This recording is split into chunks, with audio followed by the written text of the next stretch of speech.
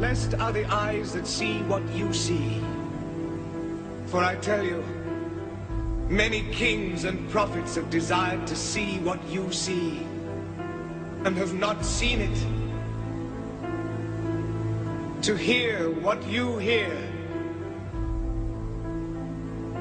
and have not heard it.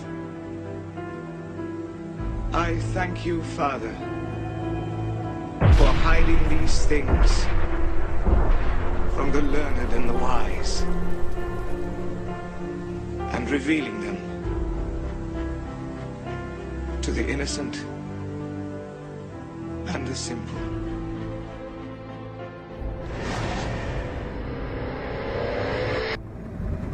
Burning out of control, strong winds and dry weather are fueling fast-moving wildfires across several states, from the Southwest to the Great Plains. On Wednesday, the Top Rock fire erupted in Arizona and has already consumed more than 1,400 acres. Those flames have spread into California, where they forced the evacuation of about 100 people outside the city of Needles. Some of those leaving aren't sure if they'll have anything to come back to. So much smoke and so much flame that close to your stuff, you're just assuming it's gone. More than 200 firefighters are struggling to stop a wildfire here in northwestern Oklahoma. 4 separate fires have merged into a massive inferno that has scorched more than 55,000 acres in just 2 days. Why is it so difficult to fight this fire? Right now, the high winds that we're having and the dry fuels, this area has not had a soaking rain in over 100 days. Erratic 40-mile-an-hour winds have made it nearly impossible to determine what direction the flames will shift. According to reports by the pro-government Sham FM radio, ISIL militants attacked the cement factory in the town of Dumair, northeast of the capital Damascus, and herded the abductees to an unknown destination on Monday afternoon. The attack was reportedly conducted with the local militants who pledged alliance to the ISIL. The control of Dumair is divided between the Islamic groups and the Syrian army. The report said that efforts are being made to secure the release of the abductees. Now, whistleblower website WikiLeaks claims the U.S. government was behind the recent massive release of financial documents known as the Panama Papers to target the Russian president. WikiLeaks said the data leak was funded by the U.S. Agency for International Development and American billionaire George Soros. Millions of documents held by the Panama-based company Mossack Fonseca were leaked to a number of media organizations across Europe on Sunday. They revealed how the rich and powerful use offshore tax havens. The documents included papers allegedly showing a suspected money laundering ring run by close allies of Russian President Vladimir Putin. The Kremlin has rejected the allegations. About 40 people pushed police and demanded that the borders be opened. More than 11,000 people have been stranded in Idomeni for weeks after Europe closed its land borders last month. Young migrants and refugees also tried to destroy part of the fence that separates Greece and Macedonia. One man climbed an electricity pole with a noose around his neck and threatened to jump. Tensions have been high since implementation of the deal with Turkey that began on Monday. Over 2,800 of those held at the Moria Holding Center in Lesbos say they intend to make claims for asylum. The UN High Commissioner for Refugees has begun providing forms to people. Greece has reported a spike in the number of asylum applications of individuals who arrived since the deportation agreement was reached with Turkey in March. Foreign-backed militants fighting the Syrian government have reportedly launched chemical attacks against Kurdish forces in the northern city of Aleppo. Reporters on the field have published videos purportedly showing gas rising over the Sheikh Mahsud neighborhood. The attacks caused choking among those affected, injuring several people. Earlier militant attacks on the Aleppo city neighborhood left several people dead and nearly a dozen others injured. Syrian state news agency Sana reports that the poisonous gas hit military targets near Deir al-Zor air base on early Tuesday evening, affecting the breathing of a number of soldiers. The report says the soldiers were treated immediately. It is the latest in a string of suspected mustard gas attacks by the jihadists in Syria and neighboring Iraq. The DPRK says it has successfully tested an engine designed for an intercontinental ballistic missile. It claims to guarantee an eventual nuclear strike on the United States. The country's state media KCNA has reported that the test was ordered and personally monitored by the country's top leader Kim Jong-un. He was also quoted saying the success provided a firm guarantee for mounting another form of nuclear attack upon the US. This has been the latest in a series of claims by Pyongyang of significant breakthroughs in its nuclear weapons and ballistic missile program.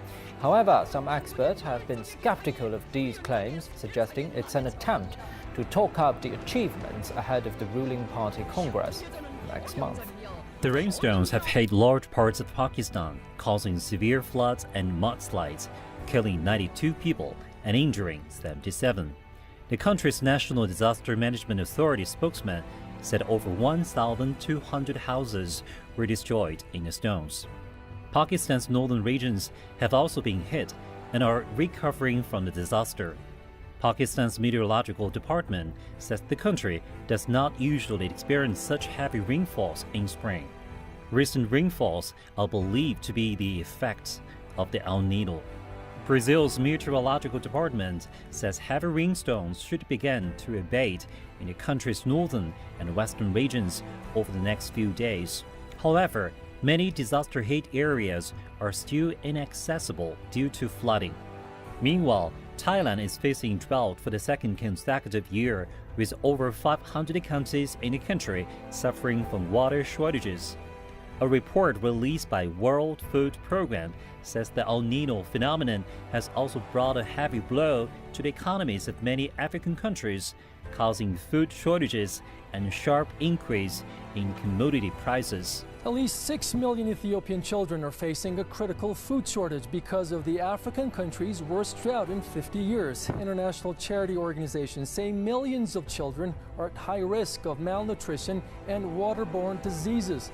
About 30 million people are affected by the drought in Ethiopia. More than 1/3 of them are in need of emergency food assistance. The country has urged the world to donate more food aid as the drought intensifies. Hundreds of thousands of people were killed in the African nation's drought in the 1980s. The U.S. Air Force has deployed B-52 bombers to Qatar to attack Islamic State positions in Iraq and Syria. This is the first time the U.S. has deployed the aircraft in the region since the 1991 Gulf War. U.S. Air Force Central Command says the bombers will carry out a range of missions in Iraq and Syria, including strategic attacks, close air support, and destroying enemy supply lines. The bombers will enable the U.S. Air Force to make more targeted attacks. The exact number of B-52 bombers sent to Qatar remains confidential. Macedonian police have used tear gas to push back hundreds of migrants from a border fence at a sprawling refugee camp on the Greek side of the border. Greek police say there has been tension in the area but declined to comment further. Tear gas was fired on more than 500 people who gathered at the fence.